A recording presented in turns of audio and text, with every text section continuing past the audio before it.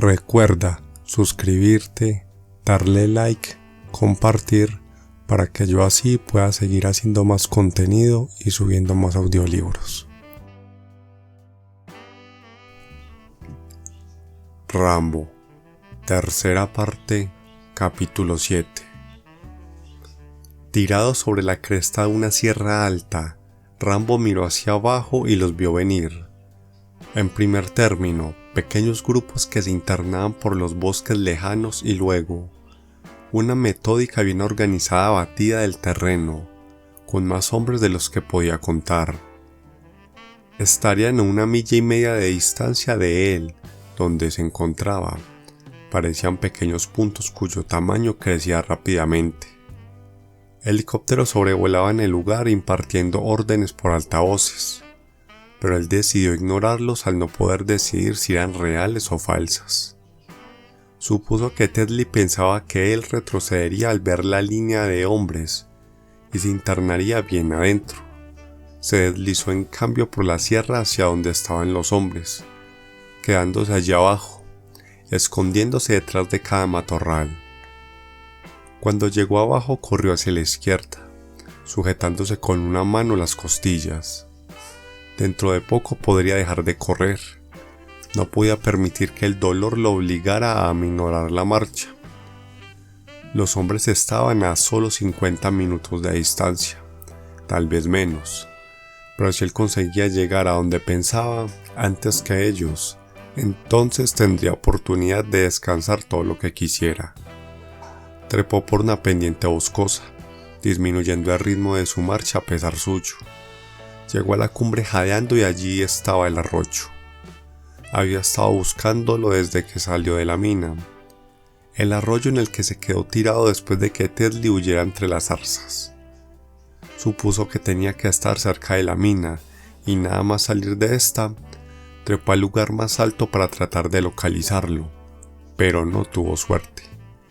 El arroyo estaba muy abajo y demasiado protegido por árboles para que él pudiera divisar un reflejo del agua o una hendidura zigzagueante en el terreno. Casi se dio por vencido cuando advirtió que la señal que buscaba estaba frente a sus narices. Neblina.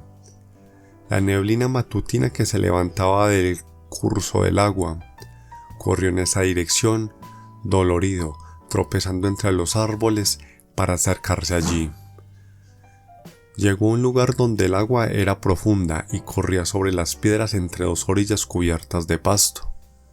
Siguió caminando, bordeó el arroyo hasta llegar a un profundo hoyo, pero sus orillas eran iguales que las anteriores. Siguió un poco más hasta que llegó a otro arroyo de orillas empinadas, pero de barro. Un árbol que se alzaba en la orilla donde él estaba tenía sus raíces expuestas. Posiblemente el agua había lavado la tierra donde se afirmaban. No podía pisar el barro sin dejar huellas. Tuvo que dar un gran salto desde el pasto cubierto de hojas en la parte alta de la orilla hasta las raíces del árbol, y una vez allí se dejó caer cuidadosamente dentro del arroyo, tomando la precaución de no remover el fondo barroso para que se quedara en suspensión y no traicionara su presencia. Se introdujo entre las raíces del árbol y la orilla, donde se había formado una cavidad de tierra mojada sobre su cabeza, y entonces comenzó a enterrarse meticulosamente, desparramando barro sobre sus pies y sus piernas, embadurnándose el pecho, acercando más hacia él las raíces del árbol, encogiéndose y metiéndose en el lodo como un cangrejo, ensuciándose la cara con barro, cubriéndose con él hasta sentir su peso frío y húmedo todo por encima suyo, respirando con dificultad por un agujero no más grueso que una delgada rama. Era lo mejor que podía hacer, no le quedaba otro recurso, y repentinamente recordó una vieja expresión que le pareció casi una broma. Tú te has preparado una cama, ahora debes descansar en ella. Eso fue lo que hizo, y esperó. Tardaron mucho en llegar. Según sus cálculos, les faltaba trepar todavía 2 cuestas cuando él llegó al arroyo, y estimaba que se demorarían 15 minutos, tal vez un poco más, hasta llegar a donde él estaba. Pasaron 15 minutos, eso fue lo que le pareció, pero no se les oía. Supuso que su sentido del tiempo le fallaba, pero al estar enterrado en el barro sin tener otra cosa que hacer que esperar, se había engañado al calcular que había transcurrido más tiempo, cuando solo habían pasado unos pocos minutos. La presión del barro dificultaba considerablemente su respiración. No tenía suficiente espacio para inspirar, pero no podía agrandarlo porque alguien podría sentir curiosidad al ver el agujero y descubrirle. La humedad comenzaba a condensarse en su nariz, tapándolo como si fueran flemas. Tenía los ojos cerrados y los párpados cubiertos por una firme capa de lodo. Ninguna señal de sus perseguidores. Necesitaba hacer algo que le ayudara a mantenerse quieto y tranquilo, pues la presión que ejercía el barro le enervaba. Se puso entonces a contar los segundos esperando oír a los hombres al cabo de cada minuto, y al no oír el menor sonido reanudaba nuevamente su cuenta. Cuando contó hasta 60 por la 15ª vez, tuvo la certeza de que algo no andaba bien. El barro, a lo mejor era eso. Tal vez el barro amortiguaba el ruido de la gente al pasar junto a él, y la partida lo había dejado atrás hacía rato.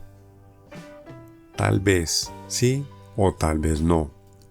Si no los había oído hasta entonces, quizás todavía estaban por llegar. No podía correr el riesgo de sacar la cabeza para mirar. A lo mejor en ese preciso momento estaban aproximándose al arroyo, algo demorados por la espesa vegetación de alguna sierra. Esperó, sintiendo la humedad que invadía su nariz, como si estuviera a punto de ahogarse, ansiando poder respirar. La presión que ejercía el barro contra su cara y su pecho era cada vez mayor, y anhelaba desesperadamente poder librarse de esa coraza.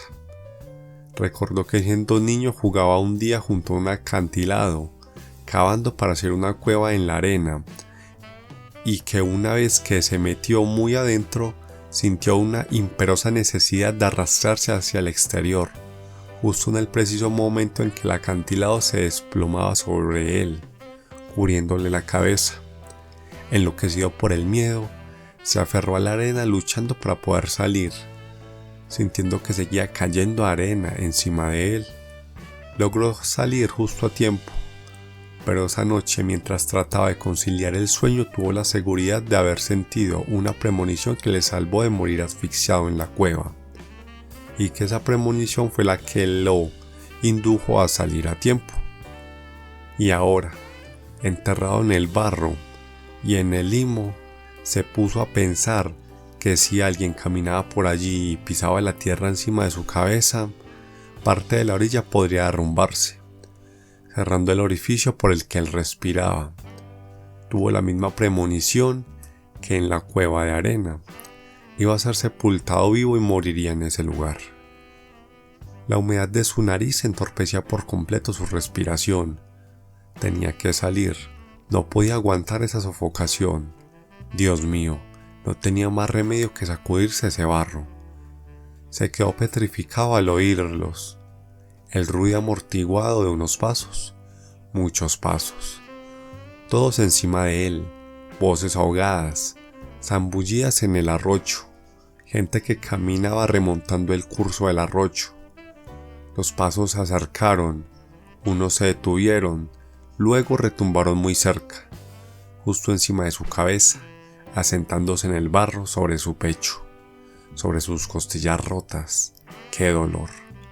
No podía moverse, no podía respirar. Hacía mucho que no respiraba, 3 minutos. Si hubiera podido inspirar varias veces antes, 2 minutos antes. Trata de aguantar 2 minutos más. Pero su noción del tiempo estaba tan distorsionada que 1 minuto le parecieron 2, y cuando no tuviera más remedio que respirar se movería, retrocedería y sacaría la cabeza antes de tiempo. 4, 5, 6, 7 contaba, hasta 20, hasta 40, y al prolongarse la secuencia los números se mezclaron con los latidos de su corazón que cada vez eran más fuertes y rápidos, y sintió una opresión en su pecho. Listo. El barro que lo cubría se estremeció y la presión aflojó. El hombre que estaba encima debía haberse movido, pero no lo suficientemente deprisa.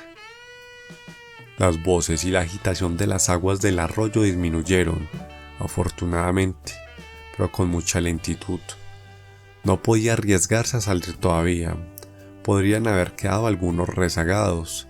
A alguno podría ocurrirse de mirar hacia atrás por casualidad. Oh Dios, que se den prisa. Más de la mitad del segundo minuto 35, 36, 37. La garganta se le anudaba. 48, 49. No pudo llegar a 60. No pudo aguantar más tiempo y pensó súbitamente que tenía la cabeza tan débil por la falta de aire que no tendría fuerzas para emerger. Empuja. Empuja, caramba. Pero el barro no se rompía y tuvo que luchar para levantarse, para romper la capa de lodo, hasta que, gracias a Dios, sintió repentinamente el aire fresco en su cara, vio la luz, comenzó a jadear y sacó medio cuerpo fuera del agua. El gris de su mente se transformó en blanco, llenó su pecho de aire con una profunda inspiración que le causó un gran dolor en las costillas. Siguió inspirando hondo y expirando fuerte y sonoramente. Estaba haciendo demasiado ruido. Lo oirían. Dio vueltas rápidamente la cabeza para verlos. No había nadie. Se oían voces y movimiento entre la maleza, pero no se veía a nadie. Se habían ido ya. Por fin estaba a salvo y solamente le quedaba por hacer una última cosa, aunque algo difícil: cruzar los caminos circundantes. Se recostó contra la orilla. Era independiente. Era libre. Todavía no. Tienes muchísimas cosas que hacer antes de llegar a los caminos. Caray, ¿crees acaso que no lo sé? Se dijo a sí mismo. Siempre queda algo por hacer. Siempre. Nunca se termina, maldición. Pues entonces manos a la obra. En un minuto. No, ahora. Tendrás mucho tiempo para descansar si te pescan. Respiró, asintió con la cabeza, se apoyó refunfuñando contra la orilla del arroyo, caminando por el agua hasta llegar al árbol cuyas raíces estaban expuestas. Llenó con barro el agujero donde había estado oculto detrás de las raíces, para que si llegaba otro grupo no pudieran percatarse de que el primero había pasado por alto su escondite. Debía hacerles creer que estaba en lo alto de la montaña y no al borde del camino. Depositó el rifle en la orilla, se metió en la parte más honda del hoyo y se levantó cuando el barro le cubría. No tenía importancia ya si removía el barro y los sedimentos del fondo. Los hombres que habían pasado por allí habían enturbado por completo el agua, y si se les ocurría volver o llegar a aparecer otro grupo por allí, no podrían pensar que él había sido el causante de esa agitación. Metió la cabeza dentro del agua para lavarse la cara y sacarse la tierra del pelo. Aprovechó para hacer un buche y escupirlo junto con la arena que tenía en la boca, y soplarse la nariz debajo del agua para librarse del barro que había aspirado por ella. El hecho de que viva como un animal, pensó para sus adentros, no significa que tengo que sentirme como si realmente lo fuera. Eso era algo que le habían inculcado durante su adiestramiento. Estar limpio siempre que se pueda te permite llegar más lejos y pelar mejor. Salió chorreando del arroyo, buscó una rama fina en el suelo y limpió con ella el caño de su rifle. Sacó la tierra del mecanismo del disparador. Movió repetidas veces la palanca del rifle para asegurarse de que funcionaba suavemente. Volvió a colocar los proyectiles que había sacado antes y se puso finalmente en marcha, avanzando cuidadosamente entre los árboles y los arbustos en dirección al camino. Se alegró de haberse quitado el barro en el arroyo, pues se sentía mejor, con más ánimo y posibilidades de escapar. La sensación desapareció en cuanto oyó a los perros. Dos grupos. Uno ladraba justo delante suyo. dirigiéndose hacia él y el otro hacia la izquierda. Él había perdido a Teslie en la ladera de las zarzas, metiéndose luego por el arroyo y dirigiéndose semi-inconscientemente hacia las montañas altas, hasta acabar en la mina. Los de la izquierda estarían rastreando la senda por la que había perseguido a Teslie hasta las zarzas. Ese rastro tenía más de un día de antigüedad, y a no ser que uno de los hombres a cargo de los perros fuera un experto en seguir rastros, no tendría ni idea de cuál pista era la que habían seguido por él al correr hacia las zarzas y cuál era la que había tomado al alejarse de allí. Por lo visto habían decidido no correr ningún se tambaleó del mareo, ningún riesgo, y habían hecho seguir a los perros las dos pistas. Pero esas consideraciones no les servirían de mucha ayuda. Debía alejarse de la jauría que avanzaba hacia el arroyo, y evidentemente no estaba en condiciones de correr más rápido que ellos debido al fuerte dolor que sentía en el costado. Podía tenderles una emboscada y matarlos a todos, tal como lo hizo con el grupo que comandaba Teslie, pero el sonido de sus disparos serviría para indicar su posición, y dados los numerosos que eran sus perseguidores, no tendría ninguna dificultad en ser encerrado en el bosque. Bien, tendría que recurrir a algún truco para desviar a los perros de su rastro. Por lo menos tenía cierto tiempo para poder hacerlo. No vendrían directamente a este lugar, seguirían en primer término su rastro bien lejos del arroyo, subirían las colinas hasta llegar a la mina, y entonces bajarían hasta allí.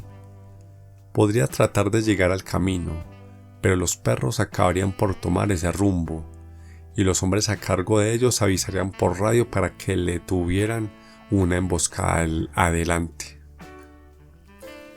Se le ocurrió una idea, no era muy buena, pero era lo mejor que podía imaginar. Corrió rápidamente entre los árboles y volvió al lugar en el que se había enterrado a orillas del arroyo. Se metió sin pérdida de tiempo en el agua y comenzó a vadear por el arroyo hasta el camino, imaginando lo que harían los perros. Seguirían el rastro que bajaba a la mina, encontrarían la senda que había recorrido al salir de su escondite, internándose en el bosque. Lo seguirían y se quedarían olfateando perplejos al advertir que su rastro se perdía abruptamente entre la maleza. Se demorarían un buen rato hasta darse cuenta de que había retrocedido sobre sus pasos, que había vuelto otra vez hasta el arroyo y avanzado por él vadeándolo. Pero él ya estaría bien lejos cuando se dieran cuenta de su maniobra. Tal vez estaría conduciendo un coche o un camión que se les habría arreglado para robárselo, pero la policía avisaría a los coches patrulla que buscaban un automóvil robado. Bien, entonces se bajaría de él y lo dejaría abandonado tras recorrer unos cuantos kilómetros. ¿Entonces qué? ¿Robar otro coche y dejarlo abandonado después? ¿Dejarlo para internarse en el campo y tener nuevamente una jauría detrás suyo? Mientras vadeaba el arroyo pensaba desesperadamente cómo escapar. Se dio cuenta paulatinamente de que le iba a ser muy difícil, prácticamente imposible. Teslie seguiría persiguiéndolo. Teslie nunca lo dejaría escapar, ni siquiera le permitiría descansar. Estaba tan preocupado por los ladridos de los perros, cada vez más cercanos, caminando con la vista fija en el fondo para no tropezar con piedras o ramas sumergidas en el agua, sujetándose las costillas, pero no vio al hombre hasta que estuvo directamente frente a él.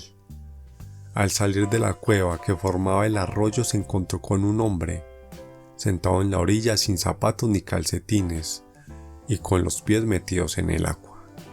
Tenía ojos azules, sujetaba su rifle con aire desconfiado. Debió haber oído a Rambo y decidió defenderse, por si acaso, pero evidentemente no había imaginado de que se trataba de Rambo, pues cuando el hombre se dio cuenta de que el muchacho estaba justo adelante, se quedó boquiabierto y paralizado. Se tambaleó una vez más, mientras Rambo se abalanzaba sobre él. No debía hacer ruido, nada de ruido, no debía disparar. Rambo sacó su cuchillo Le arrancó el rifle al hombre. Este trató de ponerse de pie y Rambo le encajó una puñalada en el estómago, haciendo deslizar luego el cuchillo hacia las costillas. «Dios», dijo el hombre, y murió mientras su última sílaba se convertía en un gemido. «¿Qué?», preguntó alguien. Rambo pegó un respingo involuntario. No tenía oportunidad de esconderse. «¿No te he dicho que dejes de quejarte de tus pies?», decía la voz. «No, no, vamos, ponte una de los zapatos antes de que...».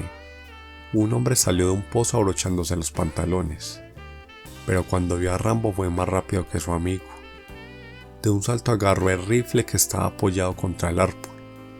Rambo trató de llegar antes, pero el otro se anticipó a él. Y no, oh no, oprimió con su mano el gatillo y el sonido de un disparo acabó con las esperanzas de Rambo. El tipo iba a disparar una segunda vez cuando Rambo le voló la cabeza. «Tenías que disparar y alertarlos, ¿verdad? Sin vergüenza. Tenías que jorobarme».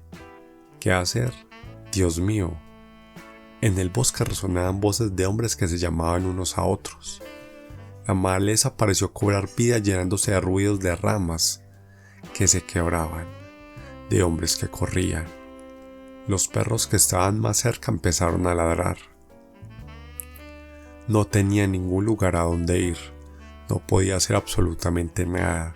Saldrían hombres de todas partes. Estoy liquidado. Se sintió casi contento de haber perdido. No tendría que seguir corriendo más. Se acabaría el dolor de su pecho. Lo vería un médico, lo alimentarían, le darían una cama, ropa limpia y dormiría. Siempre y cuando no lo mataran ahí mismo, pensando que todavía estaba dispuesto a luchar. Entonces arrojaría su rifle al suelo, levantaría los brazos y exclamaría que se rendía. La idea lo llenó de repugnancia. No podía quedarse allí parado, esperando a que vinieran. Nunca lo había hecho. Era infame. Debía haber todavía algo que pudiera hacer. Y entonces pensó nuevamente en la mina y en la regla final.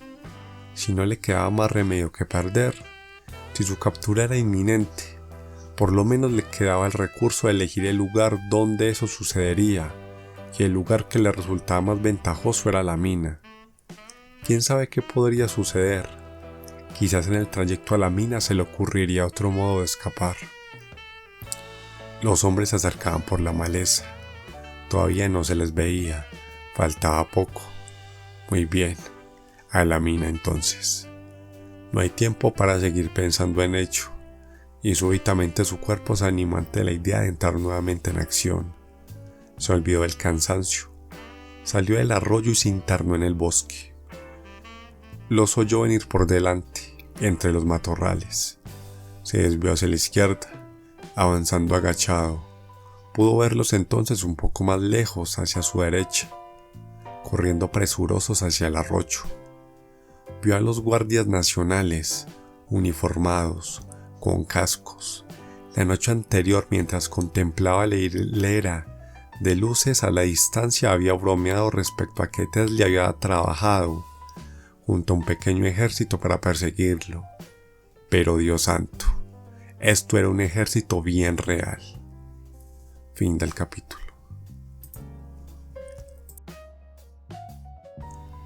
Recuerda suscribirte, darle like, compartir, para que yo así pueda seguir haciendo más contenido y subiendo más audiolibros.